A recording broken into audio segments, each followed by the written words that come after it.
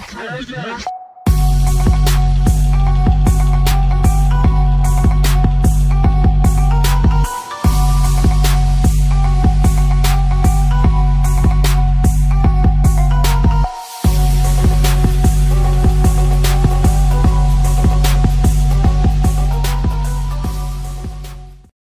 back to the Central Boys, back lagi bersama Kiku aja.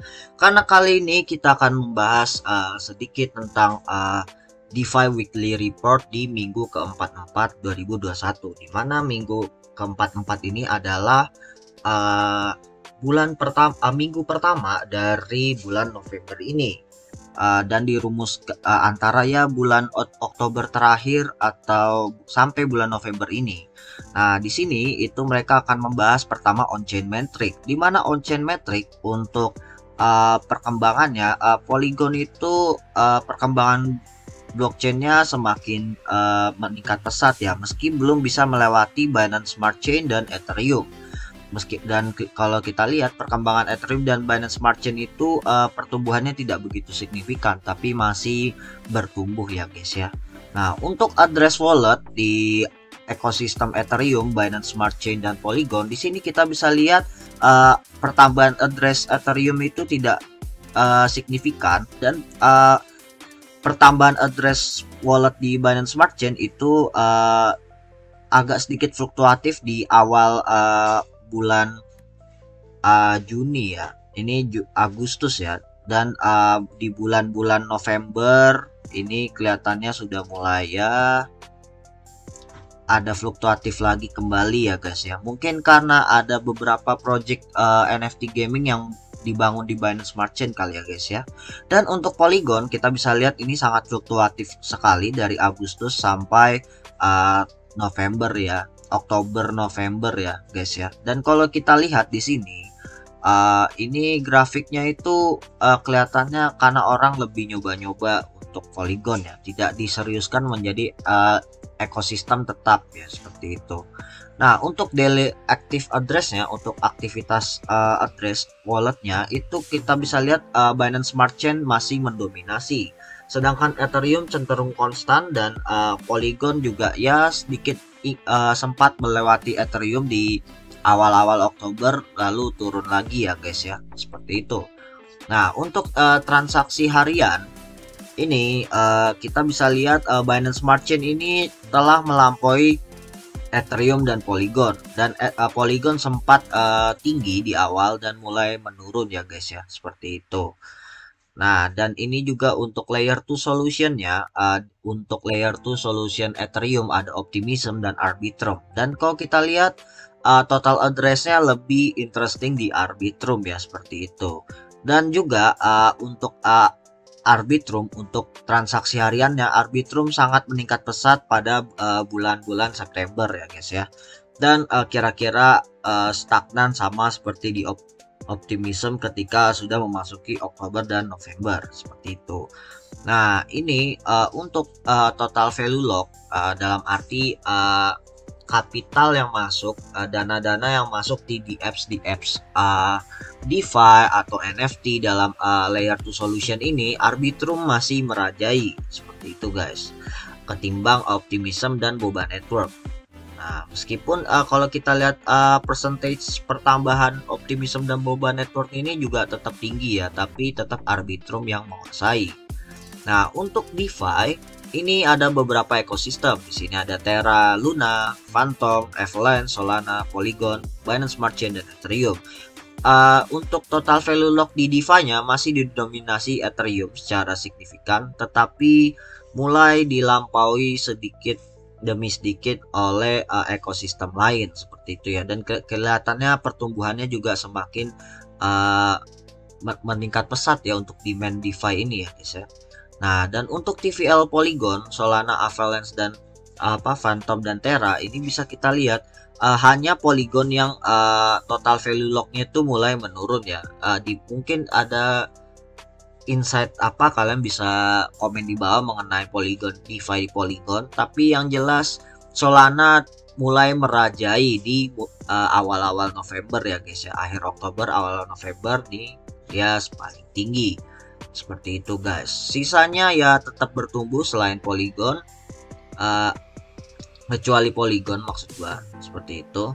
Dan untuk total value locknya, ini untuk secara kategori per blockchainnya, itu Ethereum masih didominasi di lending ya. Mungkin karena pengaruh AV dan compound ya guys ya, seperti itu. Tapi mungkin peminjam di Ethereum itu semakin meningkat, mungkin untuk menghindari pinjol, nggak tahu juga ya guys ya. Nah, untuk Binance Smart Chain itu total value locknya masih di DEX ya guys ya, di Decentralized Exchange atau exchange yang tidak kustodian. Mungkin karena untuk menghindar transaksi jual beli koin micin ya, yang rata-rata semakin hype di ekosistem Binance Smart Chain ini.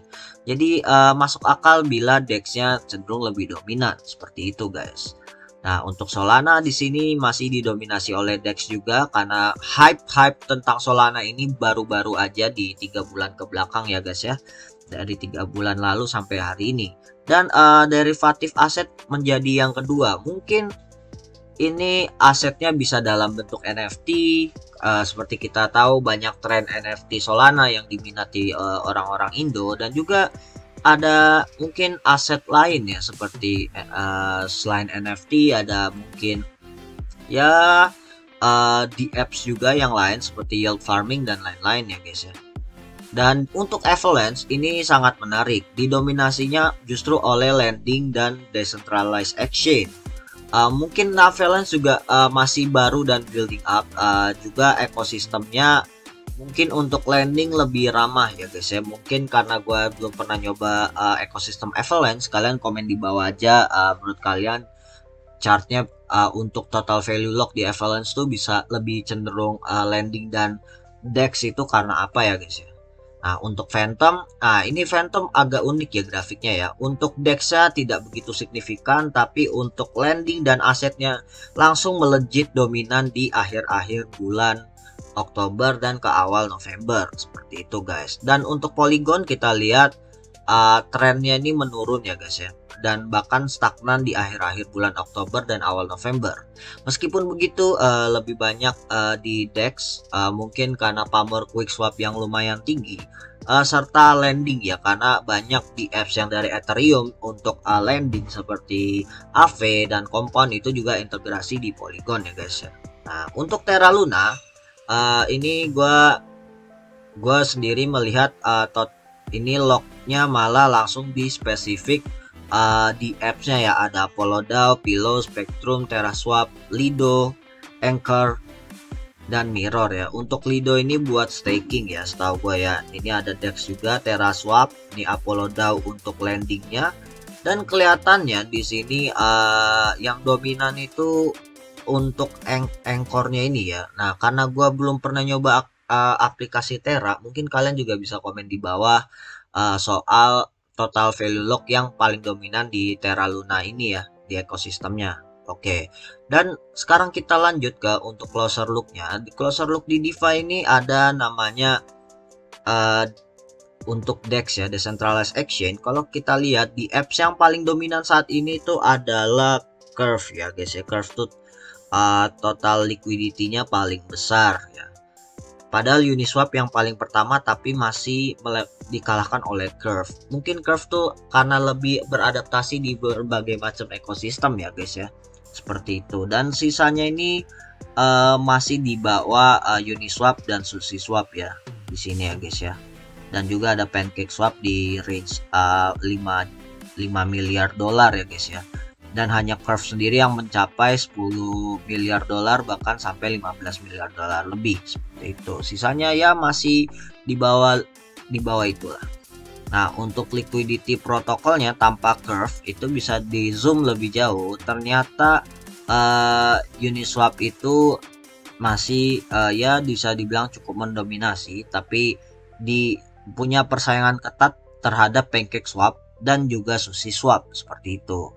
Nah, dan ini ada satu yang menarik untuk QuickSwap-nya. Kita lihat ini dia sempat peak ke angka likuiditas 4 miliar dolar, tapi dia mulai turun pelan-pelan. Sisanya ya ada yang grow secara perlahan, dan ini yang Raydium nih agak unik ya guys ya. Di 2 miliar dolar terus tiba-tiba jatuh berkisar 1 miliar dolar baru naik lagi seperti itu. Dan untuk trading volumenya ini bisa dilihat, trading volume DEX-nya itu yang paling dominan itu di secara volume ya guys ya, itu di minggu ke-44, dimana itu berkisar antara akhir Oktober ke awal November seperti itu.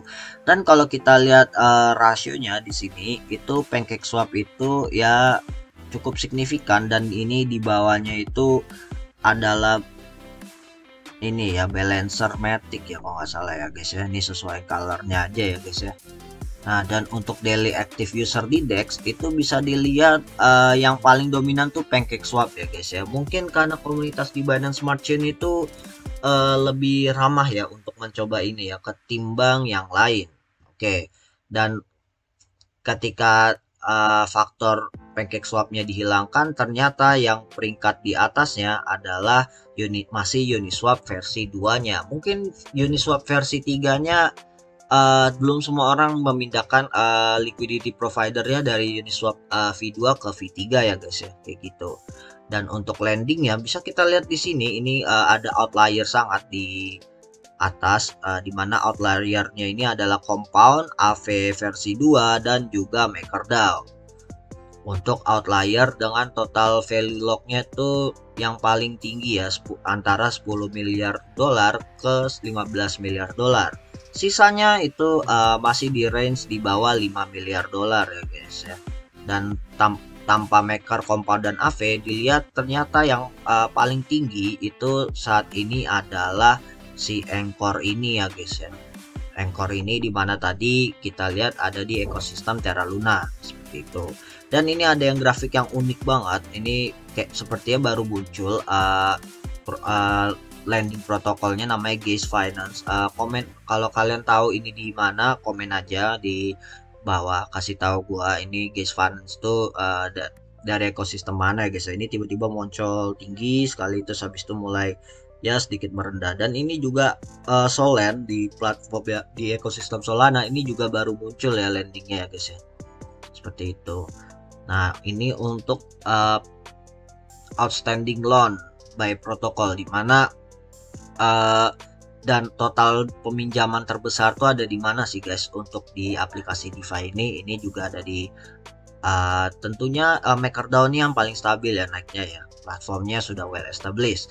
Compound pun juga sempat drop, ini mungkin karena faktor smart contractnya kena hack ya waktu ya, kalau nggak salah bulan-bulan ya Oktoberan ya sekitaran itu. Dan ini juga ada AV pun kelihatannya juga mulai menurun ya, mungkin karena mulai jenuh ya guys ya. Sisanya ada Venus ini masih ya di bawah 2 miliar dolar, masih potensial. Dan juga ada AV Matic, dan juga ada Abracadabra kayak nama sulap ya guys. Ini di ekosistem mana, kalian kasih tahu aja gua di komen di bawah.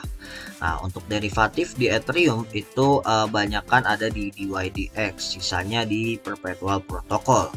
Dan untuk NFT OpenSea itu volume tradingnya memuncaknya di bulan Agustus akhir seperti itu, dan mulai kelihatan ada penurunan di akhir-akhir bulan ini ya, mungkin di bulan-bulan Oktober ya maksud gua. Mungkin ini karena market OpenSea sudah terlalu jenuh. Dan juga ini NFT art sale volume di marketplace itu bisa kita lihat di sini, Nifty Gateway itu sempat merajai dan sekarang dikalahkan oleh Art Block ya guys ya di bulan Agustus, September, dan Oktober seperti itu. Bahkan Hit and Run aja yang lumayan populer di kalangan orang-orang Indo itu masih kalah ya guys. Ini persentase kecil sekali. Bahkan platform yang sangat-sangat mewah seperti No Origin, Foundation, dan Super Rare itu juga tidak seberapa seperti itu. Dan ini adalah total fundraising spotlight saat ini. Nah, seperti itu. Dan ini shoutout juga dari koin 98 Analytics. Jadi kalian kalau ingin tahu tentang analisa blockchain, itu analisa tentang blockchain dari kapitalisasi dana, aplikasi apa yang lagi bagus performanya, langsung aja dicek aja di database mereka ya guys ya, seperti itu. Nah, sedikit update ini dari Anchor. Anchor sekarang sudah memulai platform untuk crowd loan liquid bondingnya ya guys ya. Jadi ini untuk menstaking dot kalian untuk mengikuti semacam launchpad untuk mendanai project-project yang akan launch di parachain Polkadot. Untuk yang melewati server Anchor ini itu ada 3 pilihan di sini, itu ada Moonbeam, Akala, dan Clover ya guys ya. Dan kalau kalian lihat di sini baru Clover doang yang orang sudah FOMO untuk deposit di Polkadot mereka di sini ya guys ya. Ini mungkin juga salah satu alasan kenapa harga Polkadot naik ke range 50 dolaran ya guys ya, seperti itu. Nah, di sini ada project Moonbeam. Kalau kalian tahu, Moonbeam itu salah satu layer 2 solution dari Polkadot juga, dan ada Akala DeFi ya. Ini salah satu ya landingnya Polkadot lah yang bakal launching juga ya. Dan ini durasi partisipasinya itu selama 2 tahun lock ya guys ya, kurang lebih seperti itu guys ya. Mungkin selama prosesi 2 tahun ini berharap aja project ini tuh bakal jadi gede ya guys ya, kayak gitu. Dan di sini dia bilang nanti hasil yang kalian depositkan itu akan dirubah menjadi token A.P ya guys ya, seperti itu. Nah, nanti A.P-nya ini kalian bisa putar di aplikasi di apps yang lain, yang dimana aplikasi di apps DeFi ini itu diputar yang masih berintegrasi dengan si Anchor gitu. Tujuannya apa? Karena untuk menaikkan likuiditas dari hasil bonding aset, atau kita bahasa Indonesianya obligasi aset kripto ya, semacam itu ya, dengan likuiditas yang pasti, yang jelas, dan likuiditasnya lancar ya guys ya, seperti itu. Dan tentunya kalian bakal dapat reward yang lebih besar ya, seperti itu. Terus juga kalian bisa menggunakan token yang tadi ini, yang A.P-nya tuh nanti untuk lending dan borrowing, dan salah satunya di ONX Finance, dimana ONX Finance ini salah satu platform lending DeFi yang berintegrasi langsung dengan Anchor ya guys ya, begitu. Dan juga di Bounce Finance ini ya guys ya, seperti itu. Nah, akhirnya, dan ini pun sistem ini juga bisa menciptakan sebagai parameter market maker atau patokan harga bagi obligasi DeFi parachain ini ya guys ya, seperti itu. Nah, jadi ini aja konten yang mau gue sampaikan ke kalian for now. Make sure like, comment, dan subscribe.